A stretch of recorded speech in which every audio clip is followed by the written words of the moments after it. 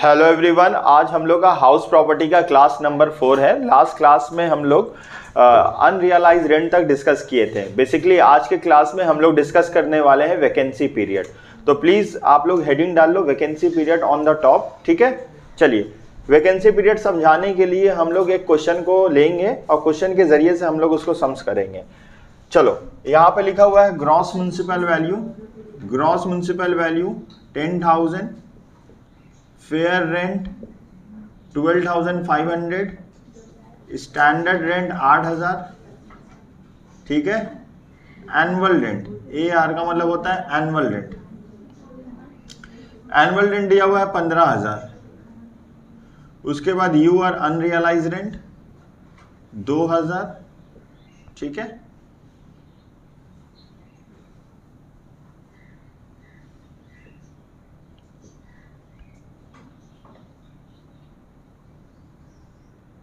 कल तो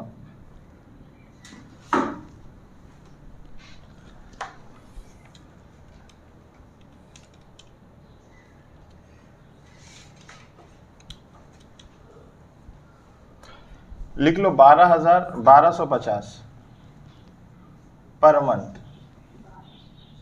1200 वही आएगा, 1250 इंटू अगर आप 12 करिएगा तो 15,000 आएगा, लेकिन मंथ में लिखा रहे, ठीक है। Unrealise rent 2 month, vacancy period 3 month, ठीक है। हम लोग को क्या निकालना है? GAV निकालना है, ठीक है। हम लोग को क्या निकालना है बाबू? GAV। ध्यान से सुनिए, अभी कोई लिखना मत, पहले हमको समझाने दो, उसके बाद लिखना। अच्छा, ये जो वैकेंसी पीरियड है, घबराना नहीं। लास्ट क्लास में तो हम बताए थे वैकेंसी पीरियड का मतलब होता है घर पे ताला लगा हुआ है, कोई भी टेनेंट नहीं मिला हमको। जब भी टेनेंट नहीं मिलेगा, हम घर अपना भाड़ा पे देना चाहते हैं, रेंट पे देना चाहते हैं, but at the same time if I am not getting any tenant, तो उतना पीरियड तक तो मेरा घर वेकेंट रहेगा ना, खाली रहेगा। वैकेंसी पीरियड का मतलब होता है टैक्सेशन में घर पे ताला बंद है, कोई भी टेनेंट नहीं है, ठीक है। तो आज हम लोग कैसे निकालते हैं? Gross municipal value. Sir gross municipal value, अच्छा अब यहाँ बोलना रिलेवेंट नहीं होगा कि प्रॉपर्टी कहाँ पे, क्योंकि क्वेश्चन में तो ग्रॉस म्युनिसिपल वैल्यू दिया ही हुआ है। कहीं भी हो, अगर नेट दिया रहेगा तब तो तुमको फाइंड आउट करना रहेगा कि प्रॉपर्टी कहाँ पे, KMDC में है, कोलकाता मुंबई चेन्नई दिल्ली में है। अगर कोलकाता मुंबई चेन्नई दिल्ली में है तो आपको ग्रॉस दिया रहेगा तो ठीक है, अगर नेट दिया रहेगा तो आपको ग्रॉस कन्वर्ट करना होगा, है कि नहीं। तो चलो, यहाँ पे ग्रॉस म्युनिसिपल वैल्यू तो 10,000 है, दे दिया है, हम लोग लिख दिए, ठीक है। उसके बाद फेयर रेंट है, फेयर रेंट है 12,500। इन दोनों में से जो ज़्यादा होगा उसको बोला जाता है नोशनल रेंट। क्या बोला जाता है? नोशनल रेंट, ठीक है। यहाँ तक तो हम लोग को समझ में आ गया। Next we have SR standard rent, ठीक है। कितना है? 8,000। दोनों में से छोटा कौन सा है? 8,000। 8,000 को हम लोग क्या बोलेंगे? RER या ER भी बोल सकते हैं। एक्सपेक्टेड रेंट या रीजनेबल एक्सपेक्टेड रेंट, दोनों का मतलब सेम होता है। अब इसको हम लोग बोलते हैं फर्स्ट स्टेप। क्या बोलते हैं? इसको बोलेंगे हम लोग सेकेंड स्टेप, ठीक है। ARR एक्चुअल रेंट रिसीव और रिसीवेबल। अब ARR नहीं दिया हुआ है क्वेश्चन में, AR दिया हुआ है। What is AR? Annual rent. What is AR? Annual rent, ठीक है। यहाँ पे AR दिया हुआ है, एनुअल रेंट दिया हुआ है, कितना है? 1250 इंटू अगर हम लोग 12 करेंगे तो 15,000 आ जाएगा, ठीक है, ठीक है। अब हम लोग को एक साल में 12 महीना होता है। UR अनरियलाइज रेंट हमको मिला नहीं, 2 महीना का भाड़ा मिला नहीं, मतलब 2 महीना का भाड़ा मिला नहीं। अनरियलाइज का मतलब प्रॉपर्टी रेंट पे था, टेनेंट रहता था, ठीक है, हम लोग का एग्रीमेंट भी था, बट हम भाड़ा रियलाइज नहीं कर पाए, हम रेंट रियलाइज नहीं कर पाए। किससे? अपने टेनेंट से, ठीक है। वो हमको पैसा नहीं दिया, मेरे लिए तो लॉस हो चुका। अब देखेंगे रूल 4 कंडीशन फुलफिल है तो ये माइनस हो जाएगा। हम लोग बार बार हम बता रहे हैं, क्वेश्चन में कुछ नहीं बोलेगा तो मानेंगे रूल 4 फुलफिल है। चलो, अब 15,000 आ चुका। अब इससे कितना माइनस करेंगे? UR माइनस करेंगे। अनरियलाइज रेंट कितना है? 2 महीना, 1250 इंटू 2, 2500 हम लोग कर दिए माइनस। अब माइनस करेंगे VP वैकेंसी पीरियड। सर 3 महीना है, 1250 इंटू 3 कर दीजिए, 3,750। एक काम करो, 15,000 से दोनों फिगर माइनस कर दो, कितना आएगा? बताओ यहाँ पे कितना आएगा? माइनस करिए, 15,000 से 2500 माइनस करिए, कितना? 8,750। ये क्या आ गया हम लोग का ARR 8,750। अब देखो जब भी क्वेश्चन में वैकेंसी, देखो बहुत ध्यान से सुनो, ये गलती होगा, मतलब स्टूडेंट को गलती होगा क्योंकि ये नया चीज पढ़ा रहे वैकेंसी पीरियड। हम क्या बोले, क्वेश्चन में वैकेंसी पीरियड है क्वेश्चन में वैकेंसी पीरियड है, और हम लोग नॉर्मल तरीके से जैसे सीखे हैं वैसे निकाल ले GAV। अब GAV निकालते वक्त हम लोग का ARR क्या है, बड़ा है, RER छोटा है, तब तो कोई फॉर्मूला हम लोग को लगाने का जरूरत ही नहीं है। हम लोग को GAV हो जाएगा 8,750। अगर ये छोटा होता अभी तो हम लोग डायरेक्टली ना इसको बड़ा वाला नहीं होता, तो अभी यहाँ एक फॉर्मूला है, एनुअल रेंट बड़ा होना चाहिए, बराबर होना चाहिए RER से। अगर ऐसा होता है तो स्टेप नंबर 2 लेंगे, नहीं तो स्टेप नंबर 1। हम क्या बोले अभी आपको लिख के दिखाते हैं। अच्छा अभी भी अगर आप फॉर्मूला लगाइएगा ना तब भी आंसर 8750 आएगा। अभी फॉर्मूला लगाने की कोई जरूरत नहीं, हम आपको सिखा देते हैं। चलो यहाँ पे देखो, एनुअल रेंट बड़ा होना चाहिए, बराबर होना चाहिए RER से। एनुअल रेंट बड़ा होना चाहिए, बराबर होना चाहिए RER से। अगर ऐसा होता है तो स्टेप नंबर 2 को क्या मान लेंगे, स्टेप नंबर 2 को क्या मान लेंगे, GAV मान लेते हैं। ठीक है, ये वाला फॉर्मूला कब लिखेंगे बाबू, ये वाला फॉर्मूला कब लिखेंगे, जब क्वेश्चन में वैकेंसी पीरियड है। ठीक है, अब यहाँ एनुअल रेंट का मतलब क्या होता है, यहाँ पे एनुअल रेंट का मतलब होता है दो चीज। यहाँ पे एनुअल रेंट का मतलब होता है ARR प्लस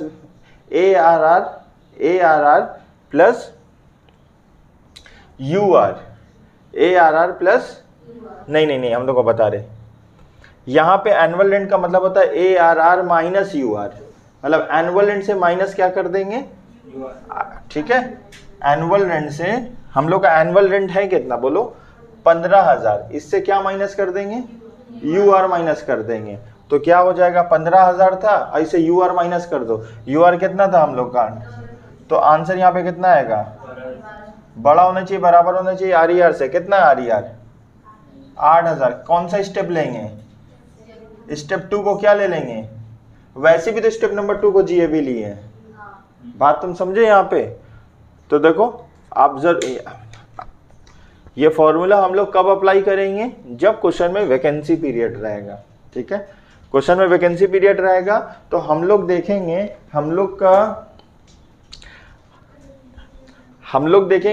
देखिए बाबू, जब भी क्वेश्चन में वैकेंसी पीरियड रहेगा तो हम लोग देखेंगे कि हम लोग का GAV कैसे आएगा। तो GAV आने के लिए RER प्लस ARR दोनों में से जो ज़्यादा होगा GAV आ जाएगा। तो अगर हम लोग को देखो यहाँ पे हम लोग को ये देखना होगा कि हम टेनेंट से भाड़ा ही कम लिए हैं, हम भाड़ा कम लिए हैं। अगर मान लो हम लोग का वैकेंसी पीरियड नहीं होता तो हम टेनेंट से कितना ले सकते थे। हो सकता है ना कि गवर्नमेंट अगर बोलेगा कि आपको टैक्स देना होगा तो हम बोलेंगे सरकार मेरा तो हम ना ये अपना जो प्रॉपर्टी उसको रेंट में देना चाहते थे, बट हमको कोई टेनेंट ही नहीं मिला।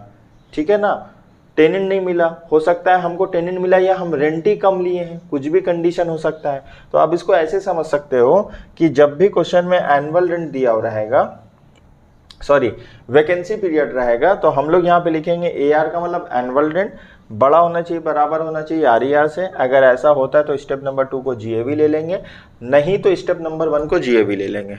अच्छा, और भी अगर आपको समझना है तो अब यह फॉर्मूला अप्लाई कब करेंगे, जब यहाँ पे ये चीज़ ARR ना छोटा आएगा। अगर ARR बड़ा आ रहा है तो फिर ये अप्लाई करने की जरूरत नहीं, हम तो पहले 8750 लिख दिए, उसके बाद ये फॉर्मूला अप्लाई किए ना।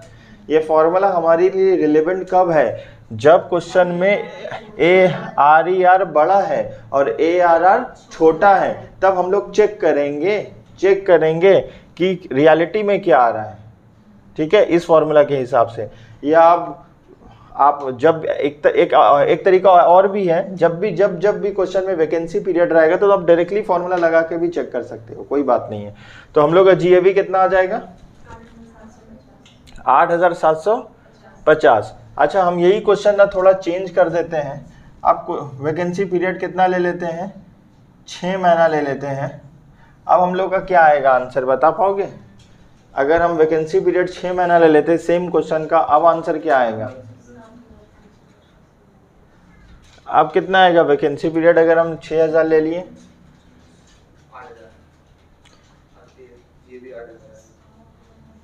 GAV 8000 आएगा। देखो अगर 6 महीना ले लिए तो यहाँ तो कोई चेंजेस नहीं आएगा ना, यहाँ भी कोई चेंजेस आएगा, यहाँ कोई चेंजेस, UR में भी कोई चेंजेस नहीं आएगा, इधर चेंजेस आएगा। 3 की जगह क्या हो जाएगा, तो कितना आ जाएगा, कितना, तुम एक काम करो, ये दोनों को लेस करो, कितना आएगा,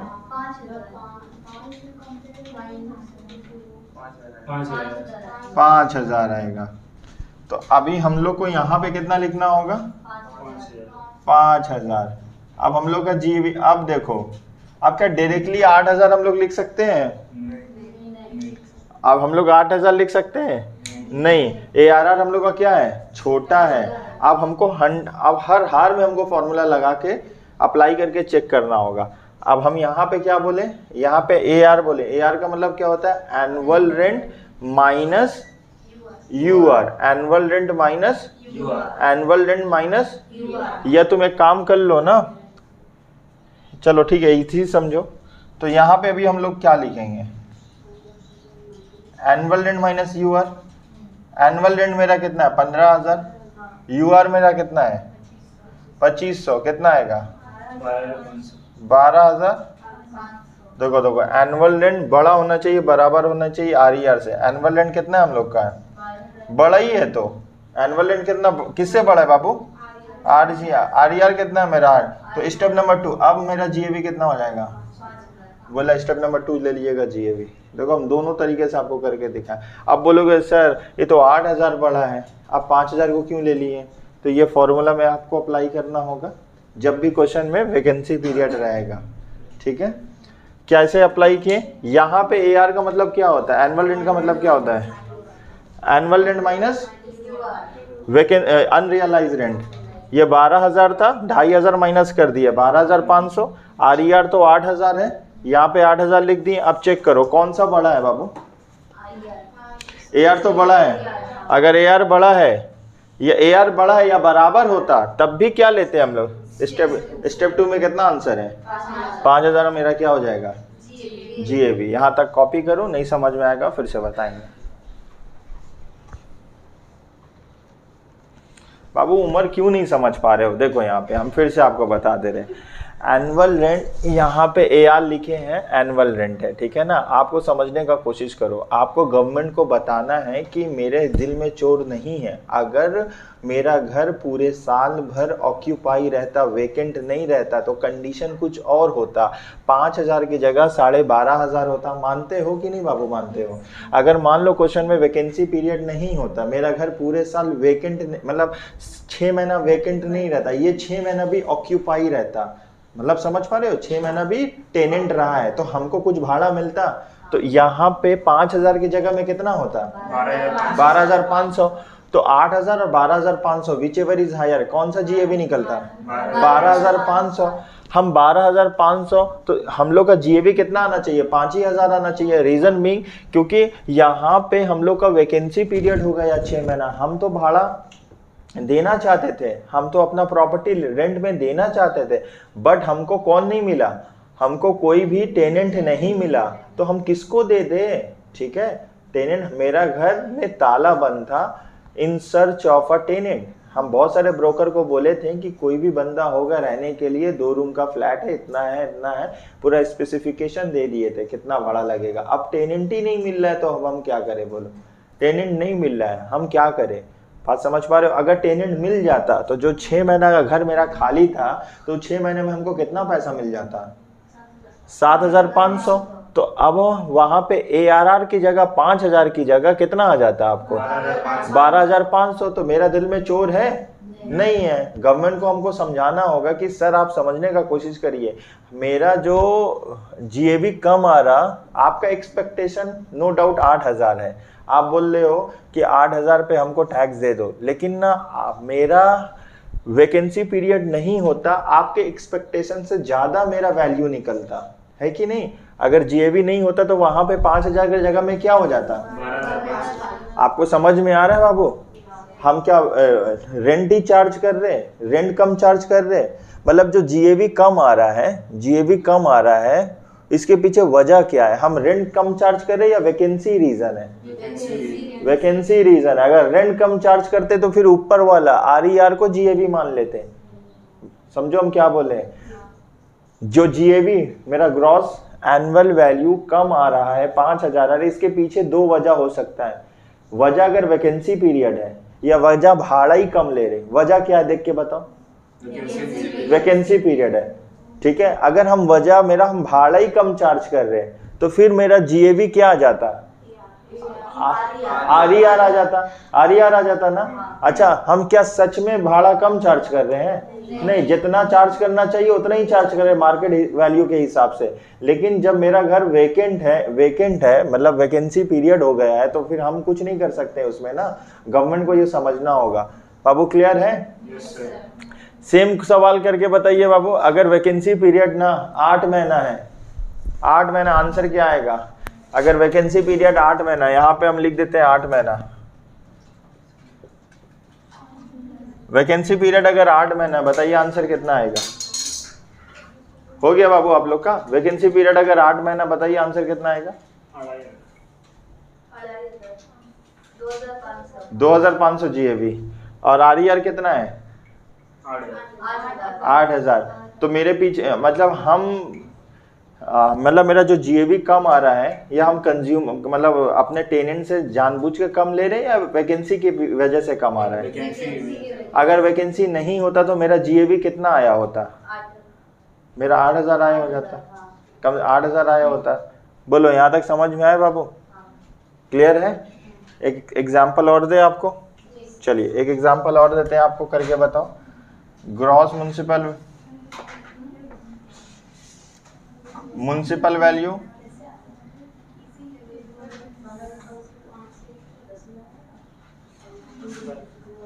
कोलकाता, वेयर रेंट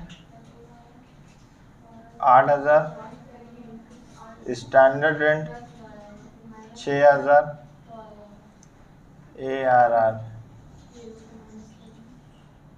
दो कैलसी दो।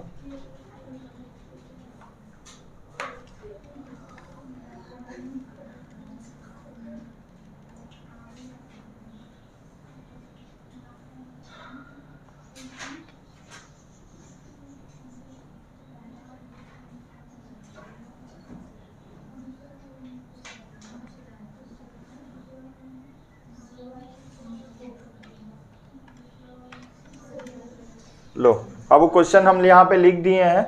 आप कोशिश करिए GAV निकाल के बताइए, ठीक है। बोर्ड में क्वेश्चन लिखा हुआ है, GAV निकाल के बताइए।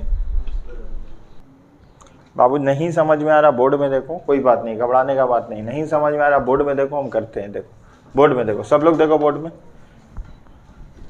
बोर्ड में देखो सब लोग। ये स्ट्रक्चर तो होना चाहिए ना।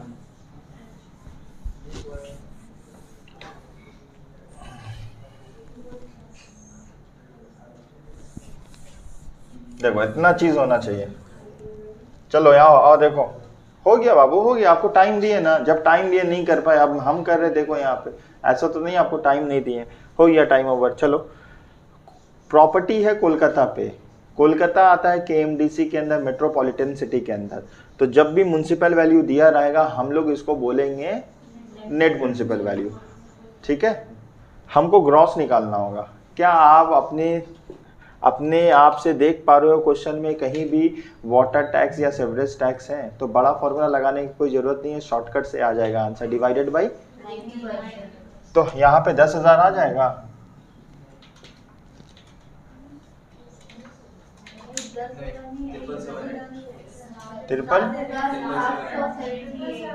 ट्रिपल सेवन इतना ही आ रहा ना, कोई बात नहीं, ठीक है। चलिए फेयर रेंट कितना हम लोग का? 8,000। नोशनल रेंट कितना हो जाएगा? 8,000। स्टैंडर्ड रेंट कितना है? 6,000। RER कितना हो जाएगा? 6,000। ये क्वेश्चन में ARR है, ये एक्चुअल रेंट रिसीव है, ये एनुअल रेंट नहीं है। एक साल में कितना महीना होता है? 12 महीना। एक महीना का तो हमको अनरियलाइज रेंट ही नहीं मिला, बचा 11 महीना। 11 महीने में 4 महीना मेरा घर वेकेंट था, तो बचा 7 महीना। तो जो भाड़ा मिला वो 7 महीना का, ये 7,000 7 महीना का है। इसका मतलब एक महीना का रेंट कितना? 1,000 रुपया। समझे बाबू? कैसे किए हम लोग को, ये हम इससे पहले क्वेश्चन में एनुअल रेंट दिए थे और इस सवाल में हम आपको ARR दे दिए। तो आपको समझना होगा ARR का मतलब होता है ऊपर से दोनों आइटम को माइनस करने के बाद, देखो देखो देखो देखो यहाँ पे एनुअल रेंट है, इससे माइनस करेंगे अनरियलाइज रेंट, इससे क्या माइनस करेंगे, तो आंसर कितना आ रहा है ARR कितना आ रहा है 7,000। ये कितना महीना का होता है 12 महीना, 12 महीना माइनस कितना किए हैं 1 महीना, माइनस कितना किए हैं माइनस किए हम लोग, ये माइनस है माइनस 4 महीना, तो ये आया कितना, तो यूनिटरी मेथड से हम लोग निकाल सकते हैं। अगर 7,000 7 महीना का है तो 12 महीना 1 महीना 4 महीना का तो सभी तो निकल जाएगा हमको वैल्यू, ठीक है। इससे पहले हम ऊपर दिए थे, इससे पहले आप नीचे से ऊपर जाइएगा, आपको देखना होगा क्वेश्चन अच्छे से पढ़ना होगा।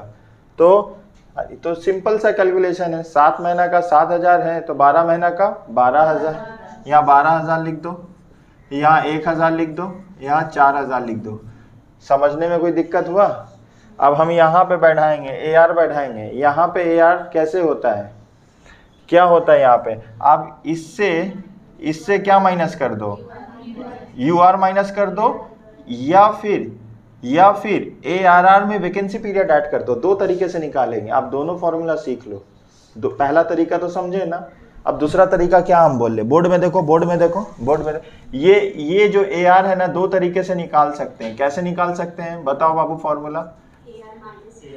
सबसे पहले सर AR से माइनस कर दीजिए UR, AR कितना है 12,000, UR कितना है, कितना आएगा सर।